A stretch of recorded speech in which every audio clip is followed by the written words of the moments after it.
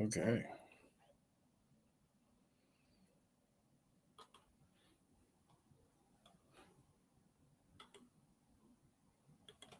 Looks like we're ready. Good afternoon, everybody. Welcome to the Russell Journal. I am Russell, and this is my journal entry for Friday, September 30th, 2022. Been an interesting day on the stock market, and it has got a lot of really interesting developments, and we will get all into that.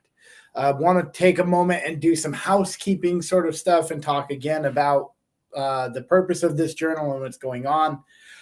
This journal is a journal. It exists first and foremost for me to express my thoughts. And it's also a place for me to record things about that I'm learning about day trading and that I'm learning about economics. Okay.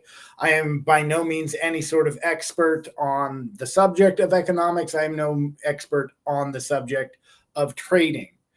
Most of this stuff you'll find here, you're more than welcome to use it. If it helps you, I hope it does. But overall, the point of the things on the channel coming forward are to provide a record of that stuff so that I know what I've learned, so that somebody else maybe can learn from it, and that maybe I can build some sort of thing as that, some sort of like I said, record of that. Okay.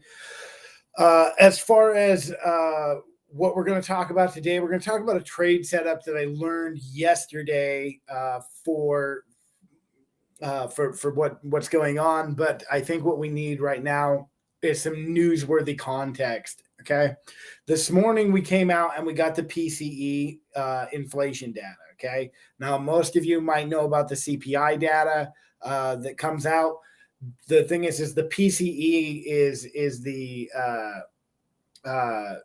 this is the Fed's preferred method of preferred system or index for actually measuring inflation.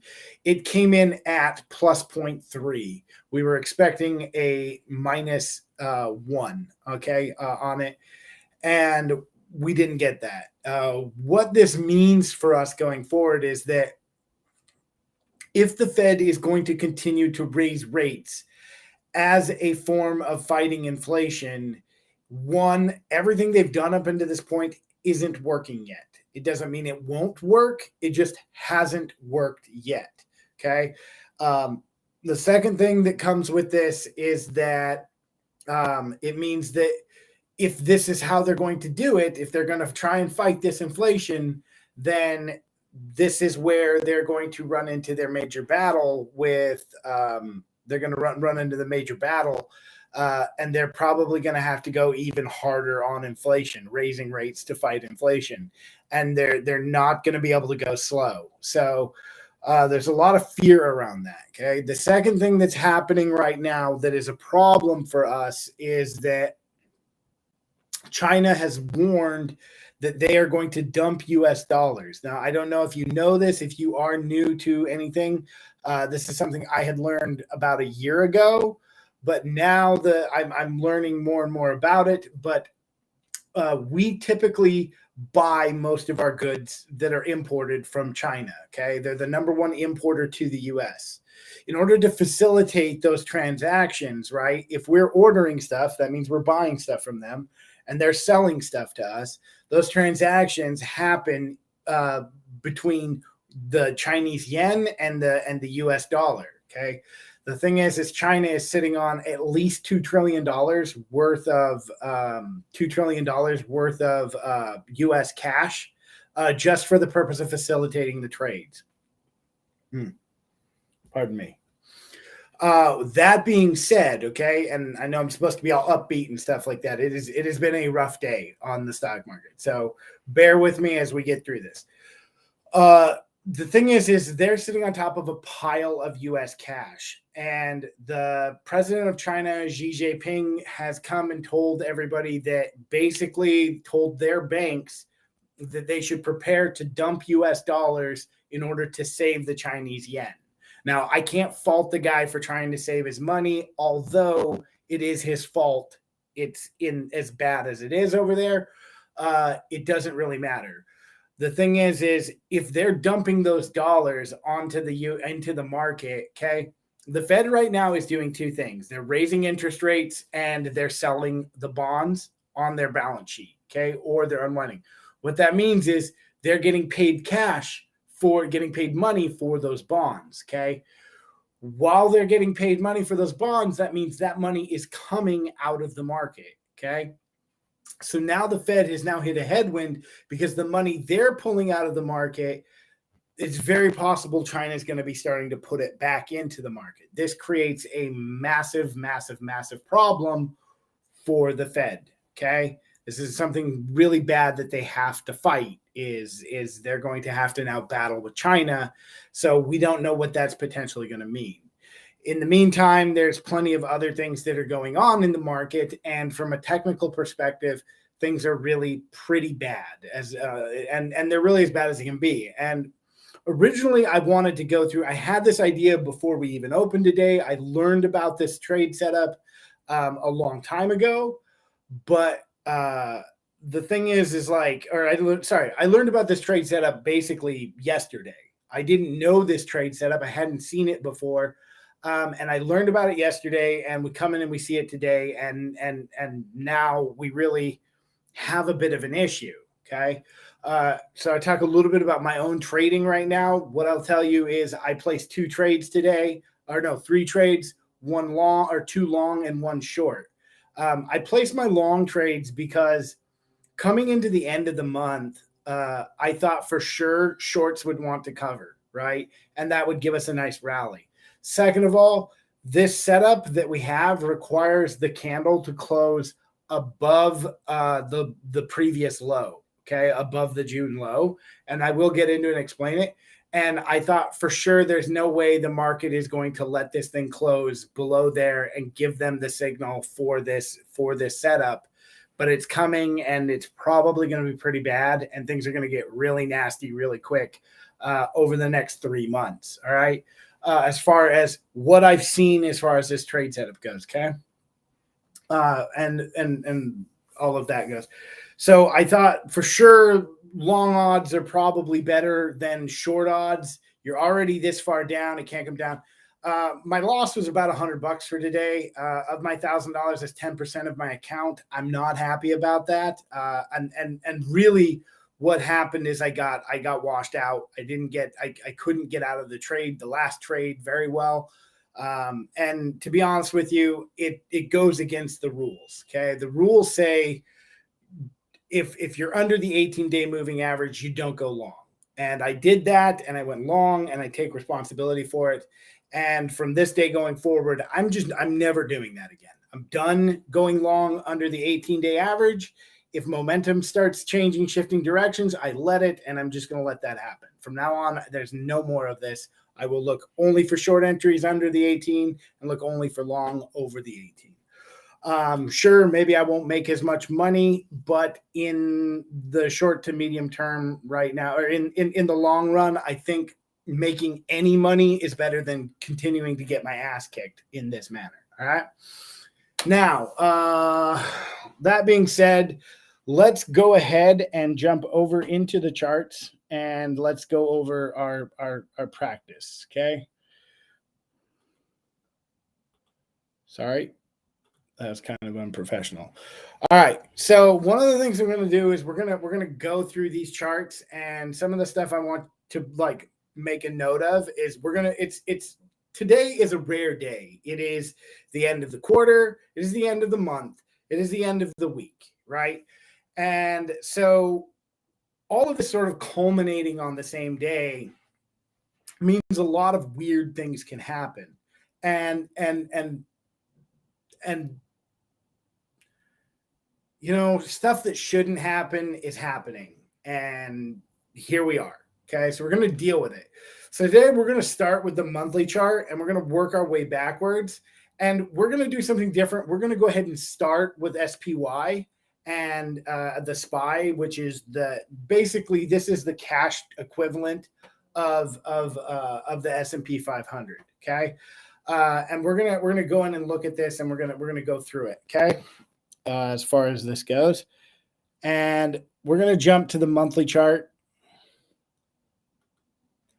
We're going to take off our indicators mostly. And on the monthly chart, okay. On the monthly chart, this paints like a drastically different picture than any other chart, okay? This on the monthly chart, you actually have still a pattern of higher highs, which would be this up here, and higher lows. This low is still above this low back here, okay? So you have a pattern of higher highs and higher lows. This is still overall a bullish setup, okay? If we turn on our MA,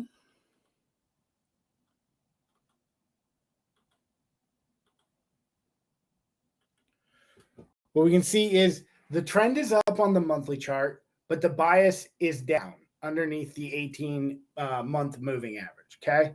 And if we look at momentum, okay, and I'm saying in the Bollinger Bands for the last, if we look at momentum, momentum is obviously down. This is our momentum indicator, but it's oversold, okay? You can see we've come into oversold, okay? The last thing I want to put on here for you guys, and for me also to look at and keep an eye on, is, dang it, I forget to do this. We are right. You're oversold. You're at the lower Bollinger Band, okay? If you were placing an investment based on this trade, on this setup, right? If you took a short position based on this chart, right?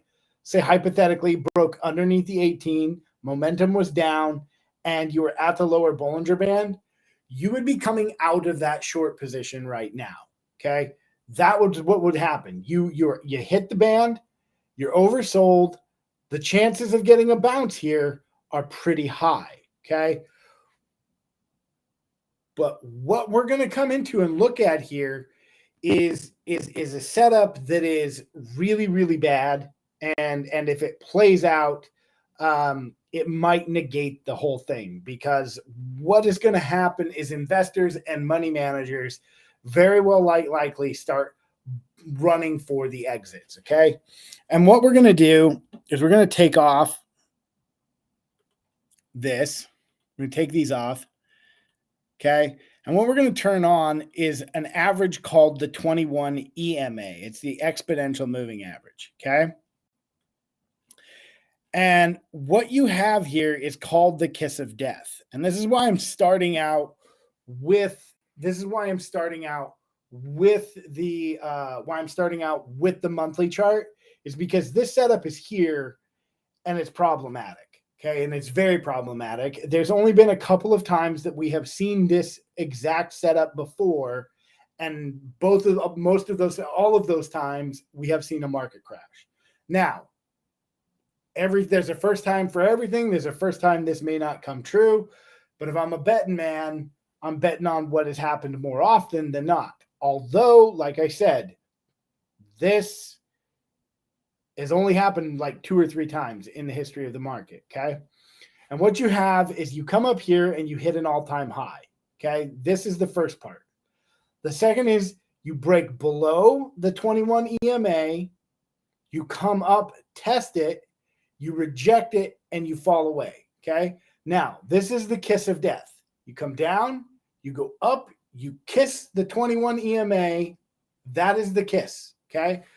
Now, the last part of this that is really important, okay, on the kiss of death, is that you break below the previous and close on the monthly below the previous low, okay?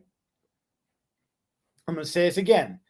You go down, break below the 21, you make a low, you come up and kiss the 21, and then you reject the 21 and come down and make a low underneath the previous low. This is called the kiss of death.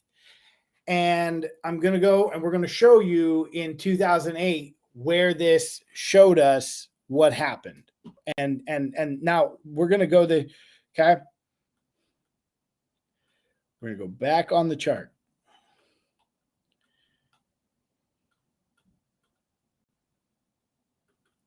And here we go. This is the 2008 collapse, okay? And this is what we see happen. We went and we made an all-time high. We came down, we got back up, we kissed the 21 EMA, and then we closed below this previous low. Now, we got a little bit of a start, and boom, okay? Now, there's two other times. I don't have it on the data for SPY, but there are two other times that this has happened on the chart. And so it really has 100% success rate. That doesn't necessarily mean that it's going to happen and it's going to be this bad or whatever it is. But what we do know is if we know about this, we know money guys know about this. And so we know there is a pretty good chance that a lot of what's about to happen is a capitulation move where they run for the exits. That's what I'm thinking. And the second thing I want you to see here on this in this 20, right? Now, this is what I'm talking about. We close below here, and then you get this little doji candle, okay? Now, this is how a doji candle is going to form, okay? In the early part of the month, you're going to catch some selling, okay? They sold down into this little doji candle, and then at the second half of the month, they drove it higher. This next month, they tried the same thing, selling, tried to drive it higher, and then in the third month, it just let go. So you're probably about 90 days away at this point from a complete and utter market meltdown. The problem is everybody knows about this, right? This is a common, I guess, a common setup for amongst traders. Okay. So I can almost bet you anything that we will see some real big pain going into the first couple of weeks of next month. Okay. Definitely probably going to see that type of capitulation type move. All right. That's enough of that doom and gloom. We're going to go ahead and go to the weekly. We're going to take off our EMA and we're going to repeat the same exercise again on the weekly. Okay. We'll go ahead and zoom this in. Okay, here on the weekly, we can see our trend is obviously down. I'm gonna turn everything on because it's a hassle. Bollinger Bands and the MA.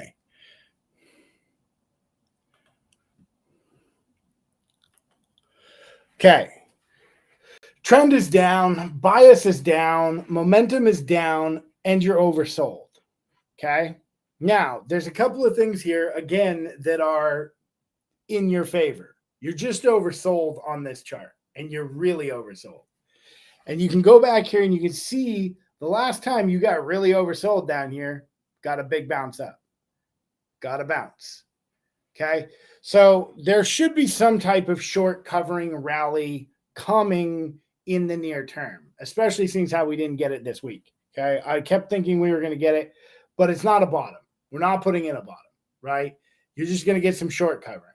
So what we're going to be looking for going forward is some really great spots to get short from, okay? Now, on the daily, going to the daily, okay? Again, going to the same thing.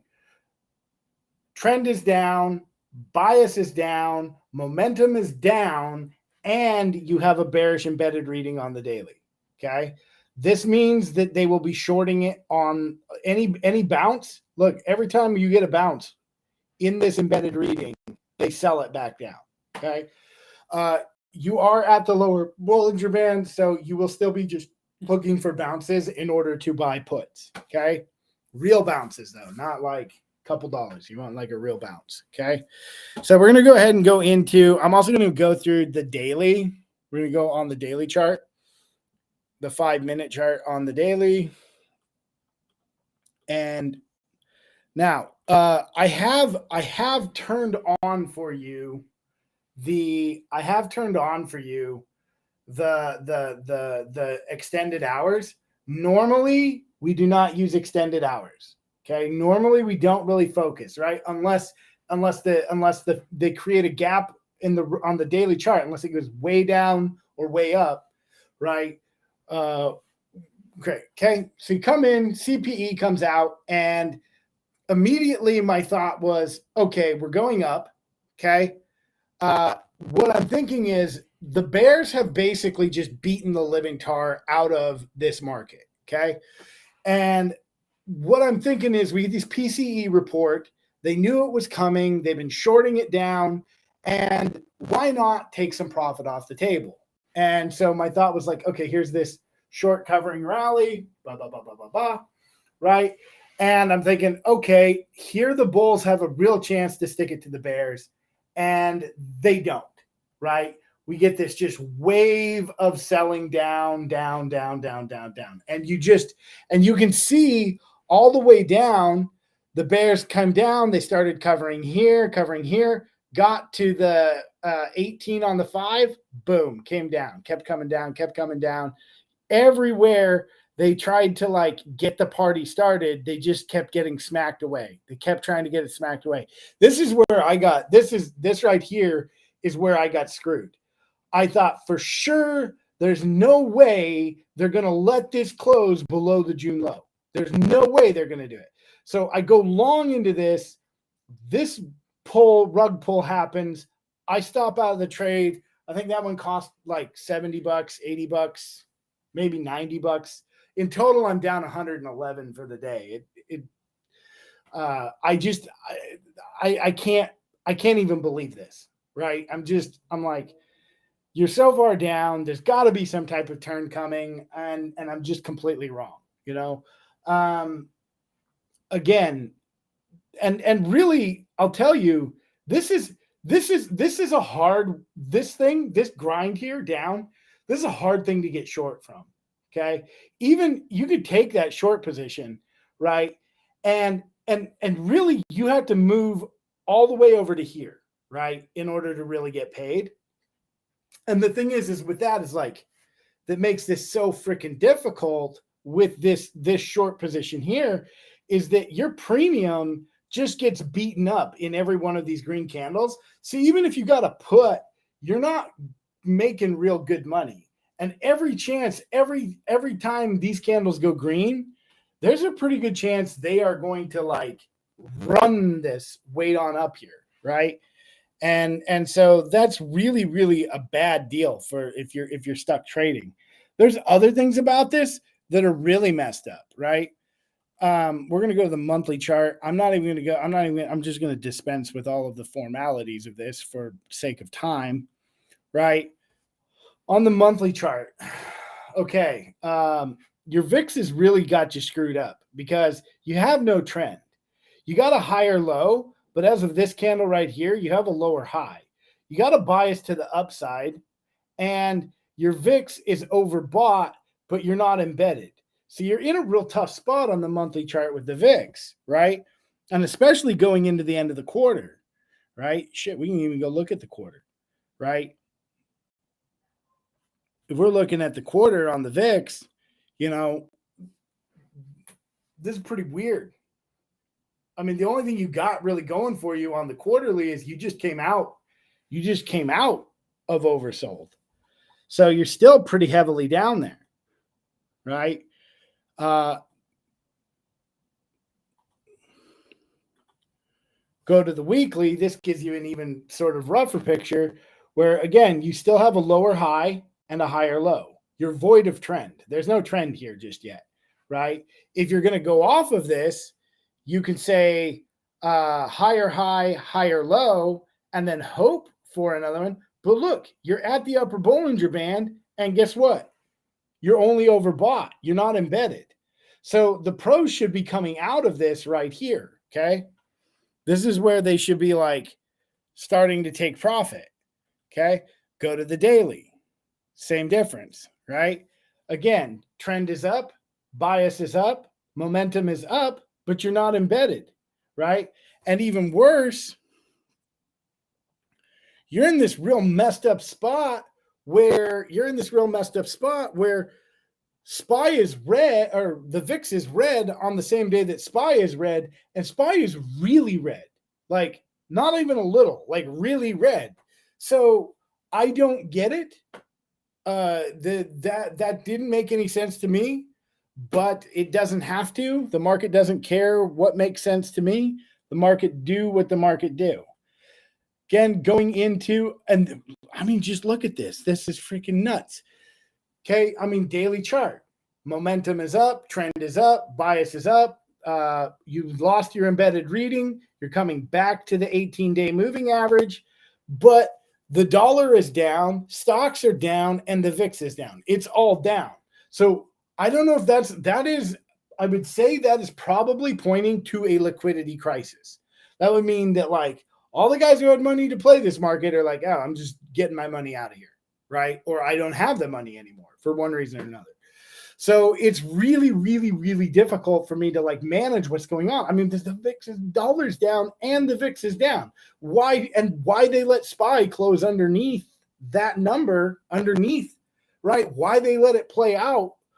I mean, unless it's some sort of big, massive, nasty bear trap, I don't know. But the volume is not. I mean, we can go look at the volume.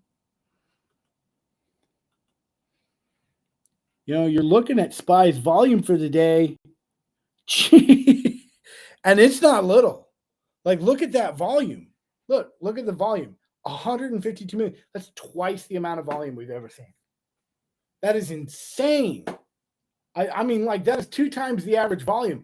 It has been a long time since we've seen those numbers. I mean, I would say, again, capitulation is probably around the corner pretty soon. You know, as far as I'm concerned, I don't even know. You know, hopefully I have puts that day. So,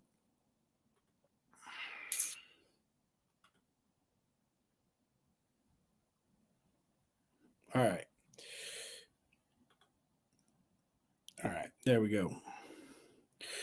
All right, so we've looked at the charts. We've looked at the VIX. It is, again, it's not elevated to a level that's like a capitulation type elevation. You should see 40, 45 on the VIX if you're going to get capitulation. At the same time, the dollar is down, everything's down. So a lot of it suggests some type of problem with liquidity. The other thing about it, though, is, again, why they're not covering their positions, puts or whatever. Maybe the guys just who normally hedge aren't hedging. I can't really say. And going forward on Monday, again, I mean, I won't go short Monday if we stay down like this, unless we get like a real bounce. I can't even go short at this point, and honestly, a lot of me is afraid for. A lot of guys are looking at this on one side where they're just crazy happy about buying puts into a market crash. They're gonna get paid. You got to remember, like, people's lives are going to get destroyed if this happens, right? If this plays out, people who have spent the last decade rebuilding are going to lose a lot. And so, like, it is, as much as I'm going to try and make some money, because you have to make money, it's not joyous, and it shouldn't be joyous. Anyway, with that being said, I'm going to let you, I've kept you guys too long, and I'm going to let you guys go. Thank you for checking us out. The Russell Journal is written and edited and by me, Russel Liss, and it is produced by Social Media Shows. Our executive producer is Pureza. I'd like to thank you guys all for, just being with me today. Remember to please hit that like and subscribe button on your way out. I really need help with the YouTube algorithm, as I'm a young channel just trying to grow. But until Monday, you guys just go ahead and pretend I said some sort of catchphrase.